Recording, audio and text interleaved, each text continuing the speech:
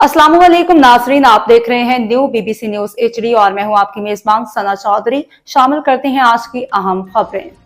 Sanghar report district reporter Mohammad Riaz Murree. Landi stop के करीब अफसोसनाक हादसा, लेडीज पुलिस एहलकार मारिया बेग शदीद जख्मी। ड्यूटी से वापसी पे चिंचे रिक्शा में दुपट्टा फंसने से सड़क पे गिर गई, हालात तशवीशनाक। सांगड़ के करीब शेदातपुर रोड पे वाक़ लांडी स्टॉप के मुकाम पे एक अफसोसनाक हादसा पेश है, जिसमें लेडीज पुलिस एहलकार मारिया बेग शदीद जख्मी हो गई हैं।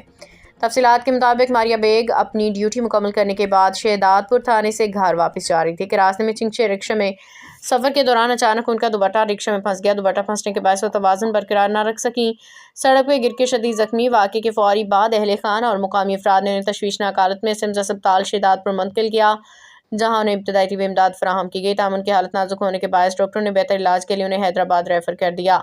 अहले खाना साथी पुलिस एहलकारों ने आवाम से मारिया बेग की जल्द से एहतियात के लिए दुआ की अपील की है।